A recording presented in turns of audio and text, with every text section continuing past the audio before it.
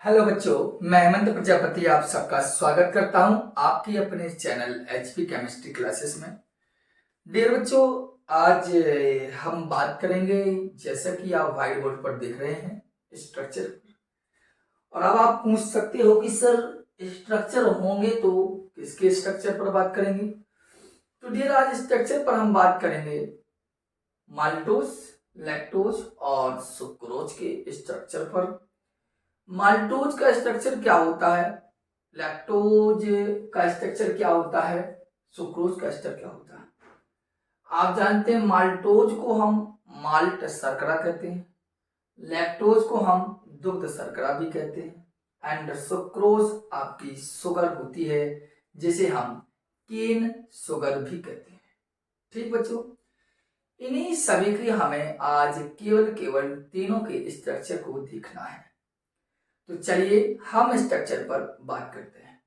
लेकिन dear, structure पर बात करना है इसलिए हम आपको बता दें, इनके स्ट्रक्चर बनाने से पहले थोड़ी सी ये जान लीजिए, हमें alpha D and beta D glucose के स्ट्रक्चर के बारे में नॉलेज होनी चाहिए कि alpha D glucose and beta D glucose होता क्या है।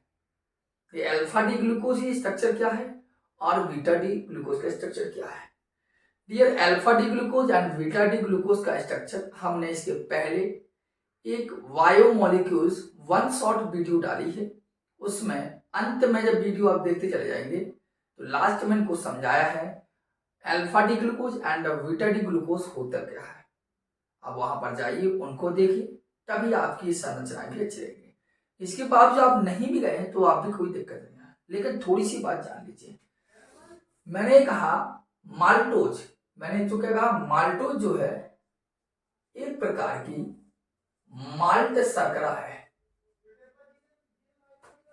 माल्टोज क्या है, एक प्रकार की माल्ट शर्करा है। इसी प्रकार लैक्टोज जो है वो आपकी एक प्रकार की दुग्ध शर्करा है, और ये आपकी हमारे हिसाब से इसे बोलता है केन शुगर कहते हैं इसको। ये तीन प्रकार की चीजें आप अच्छे से भली भांति जानते हैं कि कौन माल्ट शर्करा माल्टोज, दूध शर्करा लैक्टोज, केन शुगर सुक्रोज, इनको हम कहते हैं। ठीक है, आइए इनको यदि स्ट्रक्चर बने तो कैसे स्ट्रक्चर बनते हैं। तो पहले अगर माल्टोज को देखा है, यदि माल्टोज का आप जल अपघटन करते हैं, माल्टोज का यदि आप जल अपघटन करते हैं तो इससे होता है क्या कि दो अल्फा डी ग्लूकोज हमें प्राप्त होते हैं। इस बात को आपको जानना है।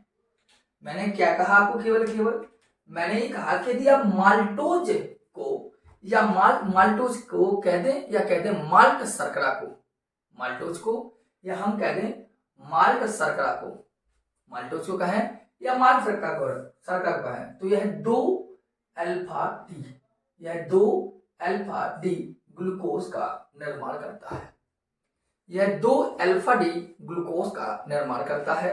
और यदि इस प्रकार हम लैक्टोज का जल अपघटन करें तो यह बीटा, क्या करता है, beta glucose, beta D glucose and यहां लिख रहा हूं मैं पूरा नाम, यह बीटा डी ग्लूकोज और प्लस में यह बीटा डी गैलेक्टोस, इसका निर्माण करता है।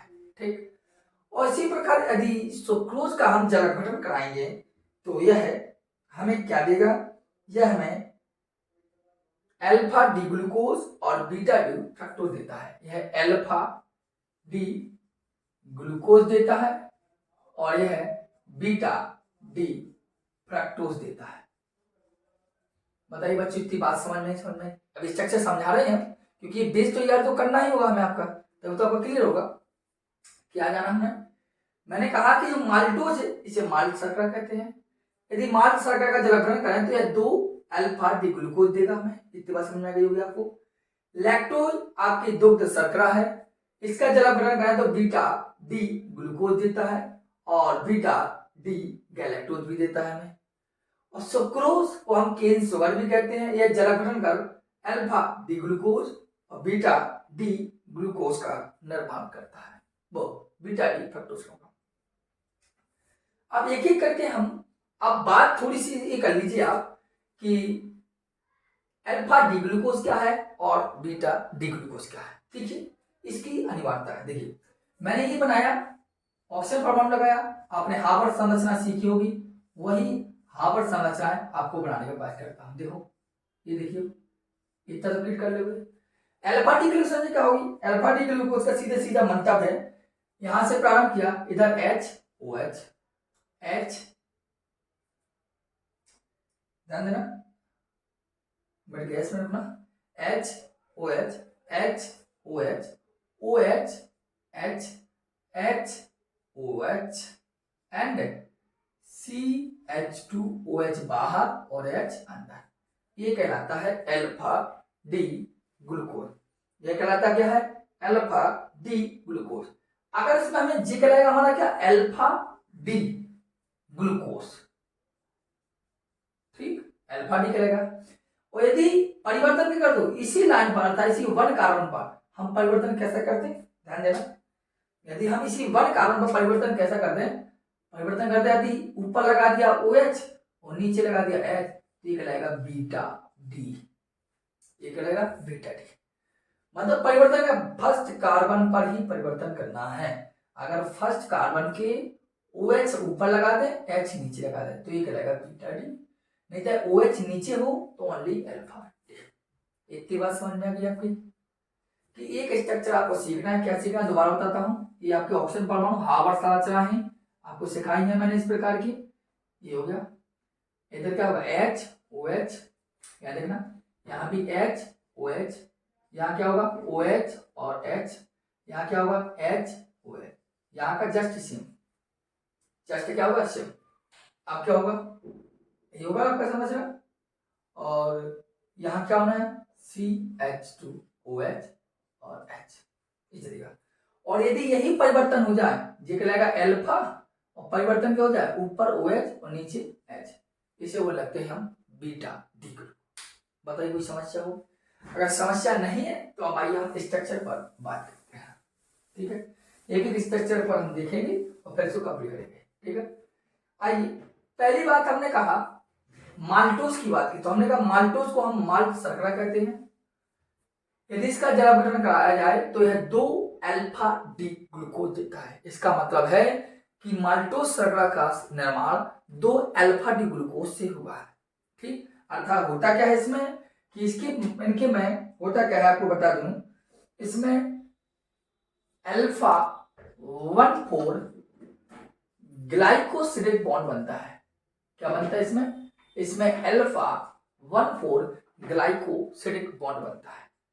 माल्टोज में उसके दोनों अल्फा डी ग्लूकोज, माल्टोज में उसके दोनों alpha D glucose alpha 1 and alpha 4 से जुड़े होते हैं, इसलिए कहा जाता है इसमें अल्फा 1,4 ग्लाइकोसिलिक बॉन्ड बनता है। देखिए अल्फा 1,4, अल्फा 1 का मतलब है अल्फा डी ग्लूकोज होगा उसका 1 कार्बन, अल्फा डी ग्लूकोज होगा उसका 4th कार्बन, ये आपस में रब करके माल्टोज शर्करा का निर्माण करेंगे। चलिए बनाने का प्रयास कर दीजिए। ये ऑक्सीजन परमाणु है, देखिए दिखाई भी दे रहा होगा स्पष्ट रूप से, इधर इस प्रकार किया हमने संरचना, देखिए ठीक है। अब देखिए एक संरचना देखो क्या हो गया आपका, देखना इधर H OH, ठीक, और H OH और OH H और H OH और CH2OH और क्या बन जाएगा? H, CH2OH और क्या बन जाएगा? H। बनेगा नहीं बनेगा बताइए, कोई दिक्कत हो? इसे क्या बोलते हैं? इसे बोलते हैं हम अल्फा डी ग्लूकोज। ठीक, इसी प्रकार एक समस्या यहां बना के रख रहा हूं मैं, प्लीज देखिए, देखिए एक यहाँ का, ठीक, यहाँ पर क्या था? ऑक्सीजन परमाणु लगा दिया एक,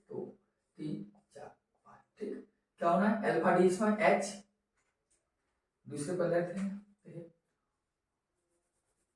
क्या होगा HOH और HOH, यहाँ क्या होगा OH और H और HOH और CH2OH एंड H, इसी में क्या बोलेंगे अल्फा डी ग्लूकोज, इसे क्या बोलेंगे अल्फा डी ग्लूकोज। अब देखना बिल्कुल सिंपल सा फॉर्म, देखना ये कैसा है 1 2 3 4 एंड 5 एंड 6 कार्बन होते हैं, इस पर याद देखो 1 2 3 4 हो गया, 5 एंड 6। और उसने क्या कहा था अल्फा का 1 कार्बन और अल्फा का 4 कार्बन, अल्फा का 1 कार्बन और अल्फा का 4 कार्बन। देखिए अल्फा का अल्फा डी भी है और अल्फा डी भी है, तो अल्फा का 1 तो अल्फा का 1 ये भी हो जाएगा और अल्फा का 4 मतलब ये 1 कार्बन और ये 4 कार्बन आपस में टकरा जाए, कुछ नहीं करना है आपको, इधर का H निकाल दीजिए इधर का OH, तो क्या निकल जाएगा आपका पानी निकल जाएगा, और क्या बचा ये ऑक्सीजन था, दोनों को आप आपस में जोड़ दिए, इसी को बोलते हैं अल्फा 1,4 ग्लाइकोसिडिक 1, क्या बोलेंगे इसे अल्फा मतलब 1 एंड ए 4, अल्फा 1,4 ग्लाइकोसिडिक 1, ये पानी निकल जाएगा। बताइए समझ नहीं समझे, तो हमें इस संरचना समझने के लिए सबसे पहले अल्फा डी और बीटा डी की स्ट्रक्चर पता होनी चाहिए। जब तक अल्फा डी और बीटा डी के स्ट्रक्चर क्लियर नहीं होंगे तब तक हमें संरचनाएं बनाने में थोड़ी कठिनाई होगी, इस बात को आपका ध्यान देना है। ये तो बात क्लियर होगी। अब मैं इसको अब क्या करता हूं, आप अगली स्ट्रक्चर बनाने का प्रयास करें, इसको नोट कर लीजिए, थोड़ा इस तरह बनाने के समझाता हूं, ठीक, यहां बन जाएगा, आ जाएगा, चलिए यहाँ नहीं आएगा, थोड़ा जगह कम है, इसको अलग करता हूँ, ये ध्यान देना, ये क्या लगाई आपकी माल्टोज की, स्क्रीनशॉट ले लीजिए आप, ठीक है। अब आइए अगली संरचना पे, देखिए 2 संरचनाएं हमें और ऐसा देखना, लैक्टोज से कैसे बनेगा, हमने देखा ये लैक्टोज को बोलते हैं दुग्ध शर्करा, मिल्क शुगर, और इसका जवाब रहेगा तो beta D glucose and beta D galactose, इसमें जो बनता है वो बॉन्ड बनता है बीटा 1,4 ग्लाइकोसिडिक बॉन्ड, बीटा का 1 कार्बन एंड बीटा का 4th कार्बन ये आपस में जुड़ते हैं तभी संरचना का निर्माण होता है। जैसे देखिए बीटा का बनाना है, कुछ नहीं करना है, देखो देखिए देखिए देखिए, ठीक, कुछ नहीं करना है आपको, अगर H और OH हो तो इसे बोलते हैं अल्फा। अब आपको क्या करना है, कुछ नहीं, इधर क्या करना है, इधर OH और इधर H, और बाकी सेम वही H OH OH H H और OH, इस संरचना होगी आपकी, देख रहे हो ये क्या होगी आपकी संरचना होगी, देखिए, और यहाँ क्या लगा देंगे CH2OH और ये क्या हो जाएगी आपकी H हो जाएगी, क्या हो जाएगा OHH HOH OHH एंड यहाँ क्या, यहाँ भी आपकी क्या हो जाएगी, यहाँ OH और H,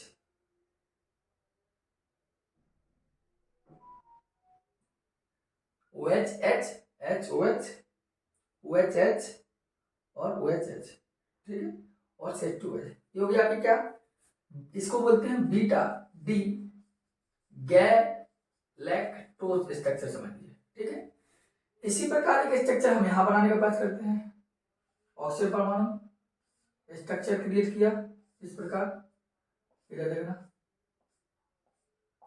क्या होना, कुछ नहीं, इधर OH H H OH OH H और H और OH, और क्या हो जाएगा CH2OH और क्या हो जाएगा H, ये आपकी कहलाएगी बीटा डी ग्लूकोज, ये गैलेक्टोज था इसलिए यहाँ पर OH है, तो बाकी में सेम कंडीशन होगा। अब देखिए होगा क्या, बिल्कुल सिंपल समझना, ये beta D glucose and beta D galactose क्या करेंगे, ये इसका ये 1 2 3 एंड 4 इस पर 1 2 3 4 5 एंड 6 एंड 4 5 एंड 6। तो क्या किया, बीटा का 1 कार्बन एंड बीटा का 4 कार्बन, तो बीटा का 1 कार्बन इधर से हो जाएगा और बीटा का 4 कार्बन इधर हो जाएगा, कोई दिक्कत नहीं।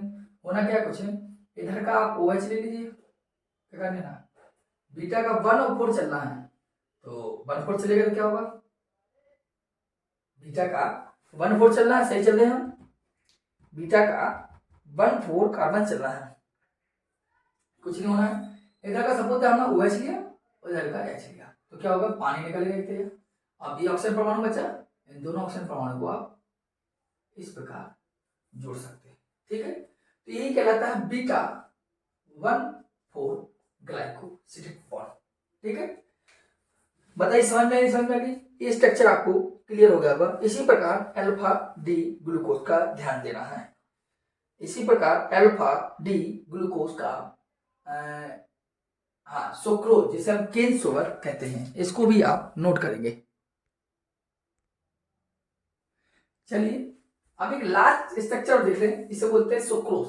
सुक्रोज को मैंने बताया, इसे बोलते हैं केन शुगर, और इसका जलकरण किया जाता है alpha D glucose and beta D fructose से ही मिलकर बना होता है। अर्थात ऐसा मान लीजिए, इसमें होता है कि अल्फा 1 एंड बीटा 2, अल्फा 1 इधर ही समझा दे रहा हूं मैं, अल्फा 1 और बीटा 2 ग्लाइकोसिडिक बॉन्ड बनता है। देखिए अल्फा 1 का मतलब इसमें क्या है, अल्फा डी ग्लूकोज, तो अल्फा डी बना लीजिए, देखो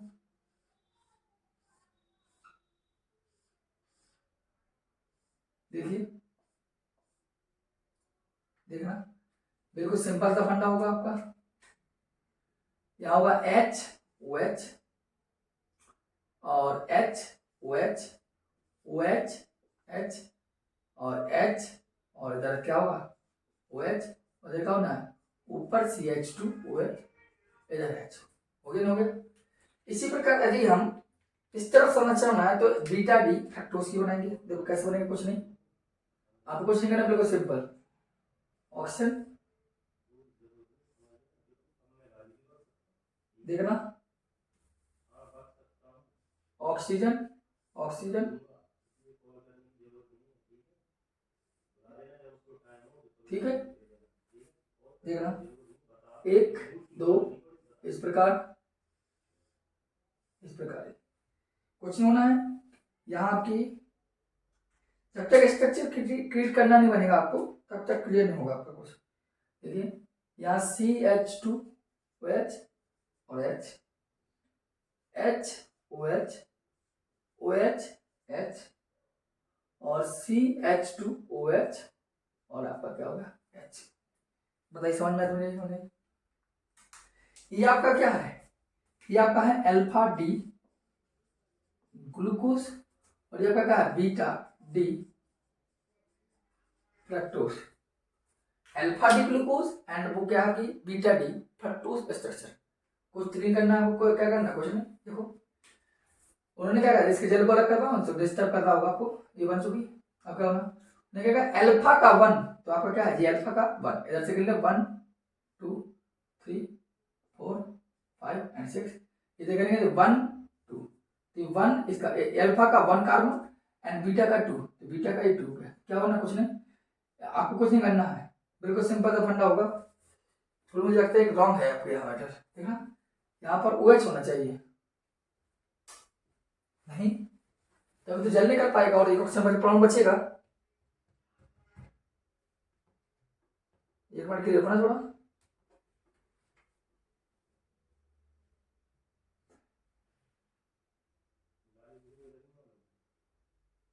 इधर आप ही समझ लीजिए, यहाँ पर क्या है OH है, क्या होगा OH।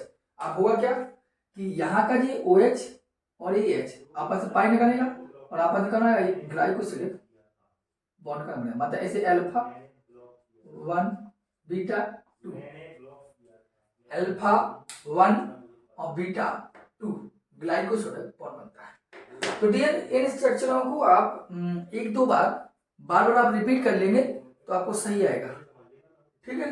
बाकी आपको कुछ नहीं करना, मैंने आपको बता समझाया alpha 1 4 beta 1 4 and alpha 1 beta. इसको एक बार एक दो बार वीडियो आप देख लेंगे तो आपको वीडियो अच्छी लगेगी, आपको समझ में आएगी। ठीक है बच्चों, इस बात को ध्यान देना। हम मिलते हैं आपके नेक्स्ट लेक्चर में। ठीक।